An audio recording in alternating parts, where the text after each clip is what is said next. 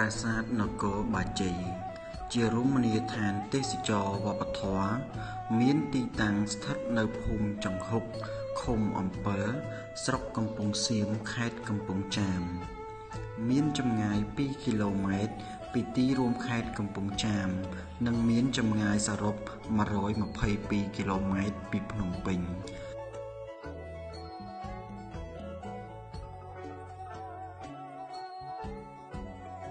ដែនដីកំពង់ចាមជាជ័យភូមិខ្មែរតាំងពីបុរាណព្រេងសម័យដែលមានតម្លៃជាប្រវត្តិសាស្ត្រ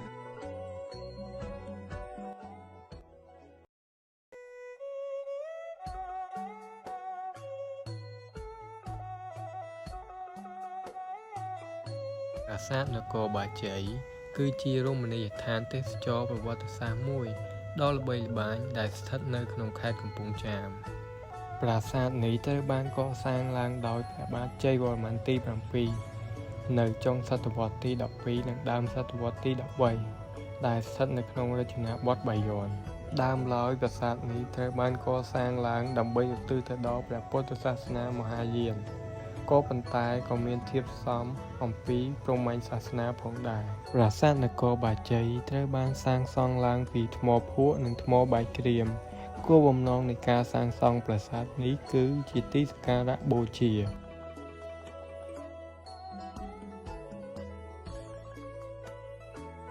នៅចន្លោះសតវត្សទី16និង17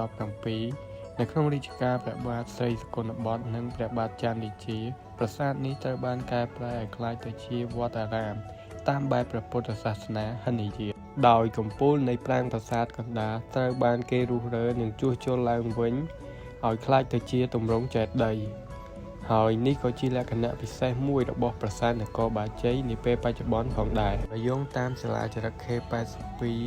នៅក្នុងសៀវភៅសាលាចរិតកម្ពុជាសម័យកណ្ដាលរបស់លោកគ្រូវង្សធារាបានបញ្ជាក់ថានៅឆ្នាំ1566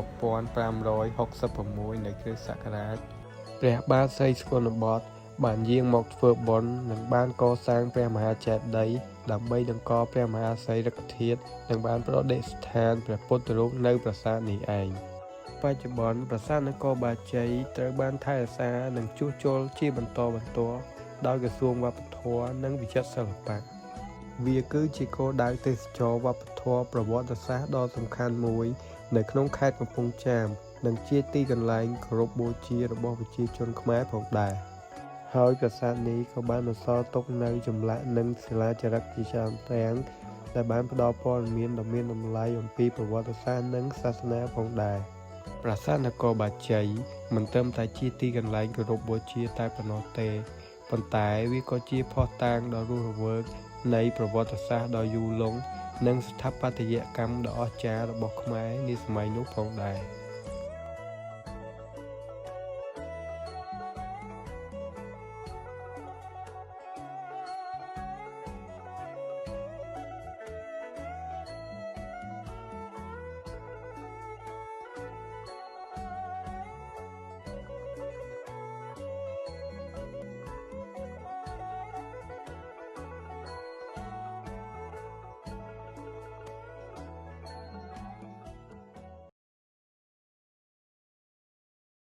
គឺប្លង់ប្រាសាទដែលតាក់ទងជាមួយនឹង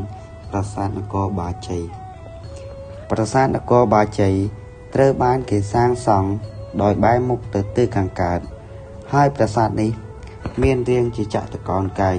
ដែលមានប្រវែងបណ្ដោយសរុប421ម៉ែត្រនិងប្រវែងទទឹង374ម៉ែត្របើនិយាយអំពីអបណ្ដោយពីកើតទៅលិចជាមួយនឹងទទឹងពីជើងទៅត្បូងគឺมันអាចចែកបំណែកប្រាសាទនេះជាពីរបាននោះទេចំពោះបរិវេណទាំងមូលនៃប្រាសាទនេះត្រូវបានបែងចែកជា4ផ្នែកធំផ្នែកទី1នោះគឺកំពែងទី4កំពែងទី4គឺជាបរិវេណខាងក្រៅបង្អស់នៃប្រាសាទកំពែងនេះមានប្រវែងបណ្ដោយពីកើតទៅលិចចំនួន421ម៉ែត្រ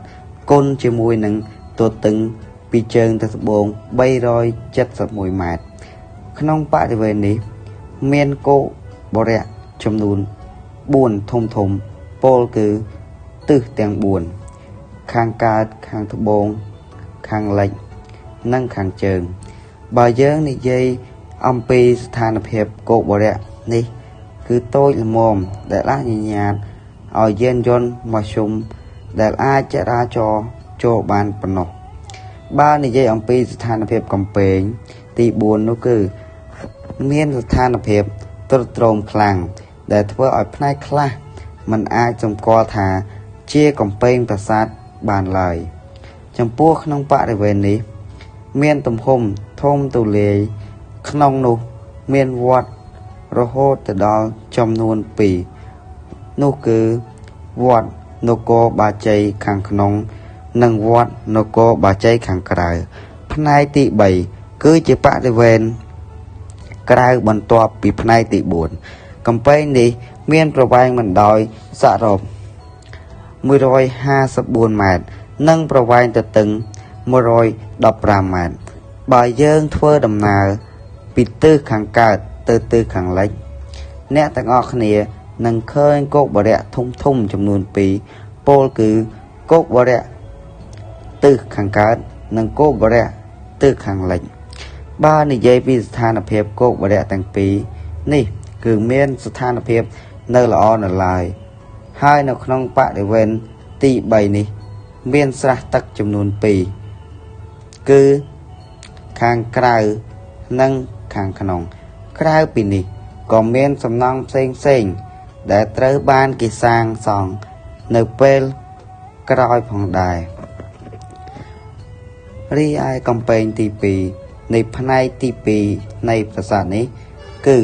បរិវេណបន្ទាប់នៃផ្នែកទី3កំពែងនេះគឺមានបណ្ដោយប្រវែងចំនួន69ម៉ែត្រនិងប្រវែងទទឹងចំនួន60ម៉ែត្រដែលកំពែងនេះធ្វើពីថ្មបាយក្រៀមបង្កើតបានជាបន្ទុកខែលព័ទ្ធជុំវិញប្រាសាទផងដែរពេលដែលយើងចូលទៅមើលខាងឆ្វេងដៃឃើញព្រះនរាយណ៍មានដៃចំនួន4រីឯយើងមើលទៅខាងស្ដាំដៃយើងឃើញរូបបដិមាព្រះពោធិសត្វអសោកស្វារៈហើយកំពែងនេះក៏មានសភាពទ្រុឌទ្រោមផងដែរចូលមកដល់ចំណុចចុងក្រោយគឺជាផ្នែកទី1នៃប្រាសាទដែលជាផ្នែកចុងក្រោយបង្អស់ជាបរិវេណខាងក្នុងបង្អស់នៅក្នុងបរិវេណប្រាសាទនេះមានរាងជាចតុកោណកែងដែលមានប្រវែង43ម៉ែត្រគុណនឹង38ម៉ែត្របច្ចុប្បន្នយើងឃើញនៅក្នុងបរិវេណនេះគឺមានតួប៉មចំនួន5ដែលតួប៉មចំនួន4គឺស្ថិតនៅទិសទាំង4ពោលគឺទិសខាងលិចខាងកើតខាងត្បូងនិងខាងជើងនិងតួប៉មកណ្ដាលមួយទៀតផងដែរតួប៉មកណ្ដាលជាតួប៉មធំជាងគេនិងមានភាពល្អប្រសើរជាងគេហើយនៅ1/3នៃតួប៉មនេះមានចេតិយដែលជាសំណង់ដែលកសាងនៅក្នុងសតវត្សទី6បានដាក់បន្ទប់ពីលើវាដែលវាមានសភាពខ្ពស់រីឯនៅក្បែរតួប៉មនេះមានសំណង់តូចៗចំនួន2ដែលបែរមុខទៅទិសខាងលិចបញ្ច្រាសប្រាសាទពោលគឺប្រាសាទបាជ័យដែលគេហៅថាបណ្ណាល័យបញ្ជាក់ផងដែរថានៅក្នុងបរិវេណប្រាសាទខាងក្រៅនេះក៏មានព្រះវិហារផងដែរដែលជាសំណង់នាសម័យក្រោយជារួមផងហើយក៏មានសិលាចារឹកមួយផ្ទាំងផងដែរដែលបញ្ជាក់អំពីអត្ថន័យនៃប្រាសាទនគរបាជ័យ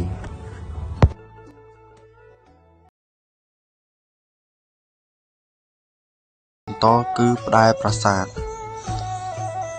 ប្រសិនបើយើងទៅទិសខាងត្បូងនៃគោកបរៈទី2យើងសង្កេតឃើញមានផ្តែរមួយផ្ទាំងដែលយើងអាចសន្និដ្ឋានបានថាជាផ្តែរស្ថិតនៅរចនាបថបាយ័នដោយសំអាងលើហេតុផលមួយចំនួនទី1យើងសង្កេតទៅលើរូប ប្រការដែលប្រការស្ថិតក្នុងរចនាបថបាយ័ននេះគឺមានលក្ខណៈខុសប្លែកពីរចនាបថមុនត្រង់ថាគេនិយមធ្វើប្រការត្រង់ចង្កូមនៅកែមាត់រីឯកម្រងមែកឈើនិងមាត់ប្រការគឺធ្លាក់មកក្រោមខ្លាំងគឺមាត់ប្រការធ្លាក់មកដល់កែមក្រោមនៃផ្តែរចំណែកឯនៅលើរូបប្រការគឺយើងឃើញមានរូបបុគ្គលនៅក្នុងស៊ុំដែលជំនួសទៅដោយរឿងព្រះពុទ្ធសាសនាបែបមហាយានពីព្រោះតែរចនាបថបាយ័នគឺភាគច្រើនបម្រើទៅដល់ព្រះពុទ្ធសាសនាបែបមហាយានអាចនឹងថាមានបែបសាសនាហិណ្ឌូក៏ប៉ុន្តែគឺមានតិចតួចខ្លាំងមែនទែនបើយើងក្រឡេកទៅមើលកម្រងនៃមែកឈើវិញយើងឃើញមានលំអងទៅដោយក្បាច់ស្លឹកឈើរាងដូចជាទំពក់លើក្រោមចំណុចមួយទៀតគឺក្បាច់រំយោលក្បាច់រំយោលនេះគឺមានទំហំធំខាន់ត្រង់ចំណុច1/4នៃផ្តែរដែលយើងឃើញមានថាក្បាច់រំយោលនេះមាននៅក្នុងសិល្បៈខ្មែរចាប់ពីសតវត្សទី9ពោលគឺមានចាប់តាំងពីរចនាបថព្រះគោ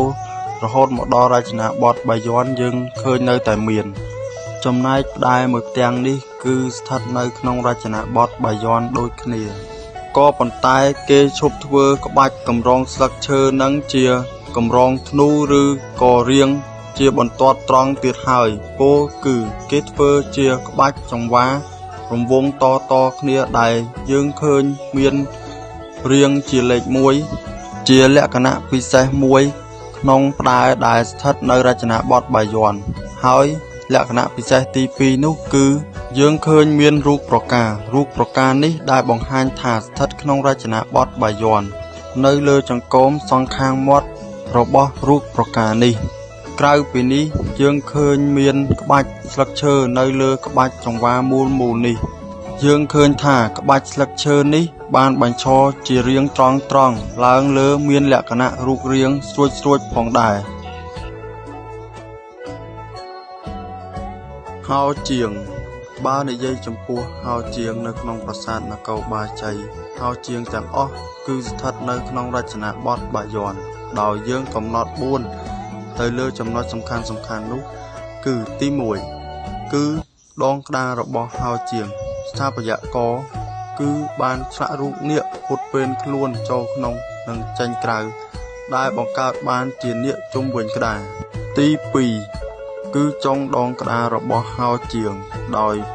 ម៉ែកសងខាងនៃចុងដងក្តាររបស់ហោជាងគឺត្រូវបានគេឆ្លាក់ជាចម្លាក់រូបក្បាលនាគ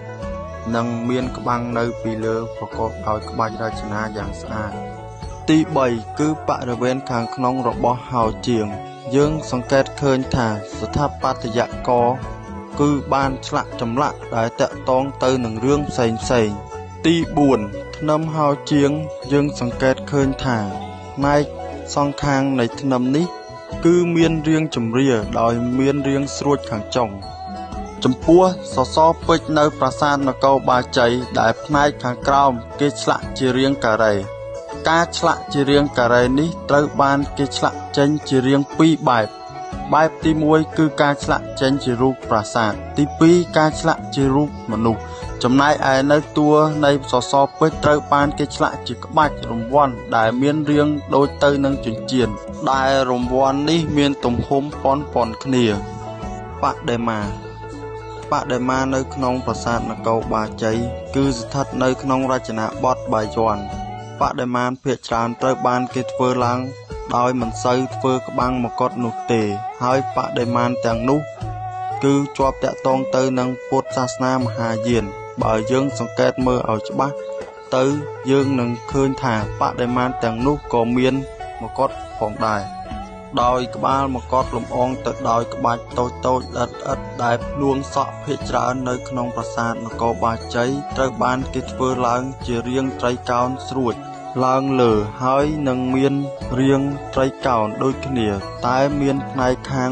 បែកចេញជា3ចំពោះមុខមាត់នៃបដិមាវិញគឺយើងឃើញថាមុខឬក៏ព្រះភ័ក្ត្រនឹងឃើញថាមានលក្ខណៈស្ងប់ចិញ្ចើមដាច់ចេញពីគ្នាច្រមុះស្រួចមាត់ញញឹមដែលគេហៅថាការញញឹមបែបបាយ័នចំពោះបដិមានៅក្នុងបរិវេណប្រាសាទនគរបាជ័យ ដោយបរិវេណទី1មានតោចំនួន6ស្ថិតនៅមាត់ច្រកចេញចូលទៅបរិវេណទី2និងមាននាគ8ដែលស្ថិតនៅពីក្រោយតោទាំង6និងមានអប្សរា2ឈរនៅអមច្រកចូលសងខាង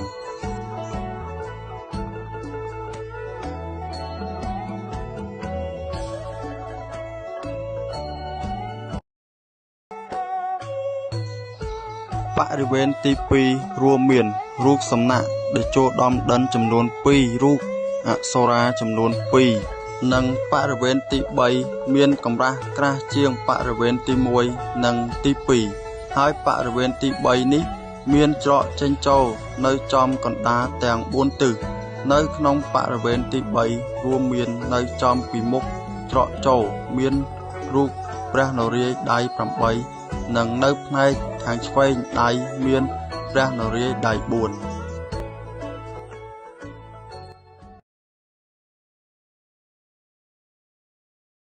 ប្រាសាទនគរបាជ័យមានរឿងព្រេងនិទានមួយ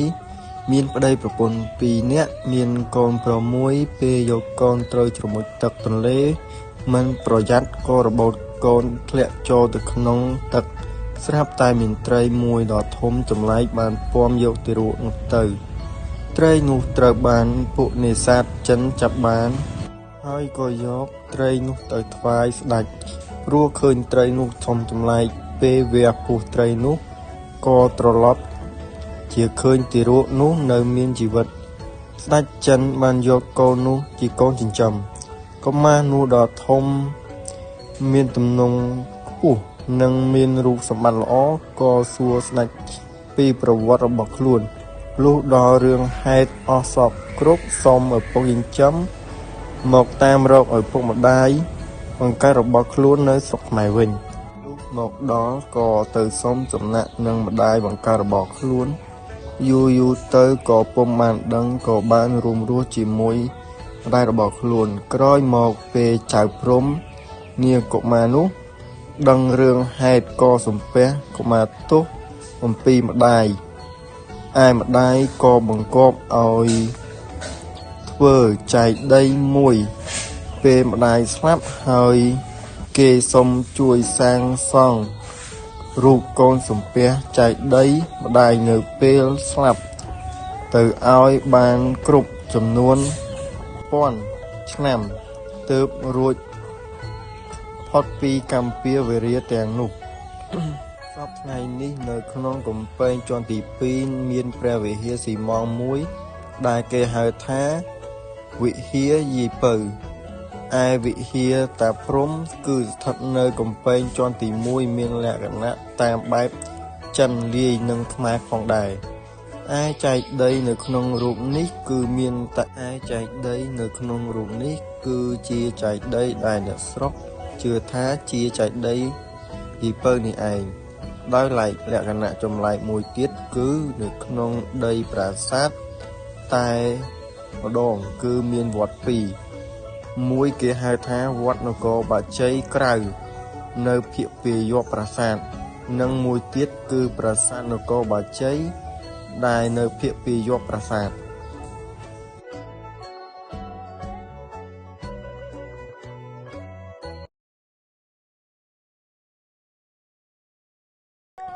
សរុបសេចក្តីមកបើយោងតាមបញ្ជីឈ្មោះបែងចែកប្រាសាទបុរាណស្ពានបុរាណនៅតាមរាជធានីខេត្តរបស់ក្រសួងវប្បធម៌និងវិចិត្រសិល្បៈដំបូងឡើយប្រាសាទនេះកសាងសម្រាប់ឧទ្ទិសចំពោះពុទ្ធសាសនាមហាយានលុះក្រោយមកក្នុងរាជ្យស្ដេចបន្ទាប់មកប្រាសាទនេះត្រូវបានកែតម្រូវតាមសាសនាថ្មីដែលព្រះរាជាអង្គនោះគោរពបូជាគឺព្រាហ្មណ៍សាសនាក្រសួងវប្បធម៌និងវិចិត្រសិល្បៈក៏បានអភិរក្សជួសជុលប្រាសាទនេះជាបន្តបន្ទាប់ចាប់តាំងពីឆ្នាំ2016មកដោយផ្ដើមពីការជួសជុលខ្លោងទ្វារខាងកើតនៃប្រាសាទក្រោយពីការអភិរក្សនិងជួសជុលបច្ចុប្បន្នប្រាសាទនគរបាជ័យពុំមានរងហានិភ័យបាក់បែកទៀតនោះទេពោលគឺរឹងមាំប៉ុន្តែអាចនឹងមានការជួសជុលនៅពេលអនាគតព្រោះអាយុកាលរបស់ប្រាសាទនេះ កាន់តែចាស់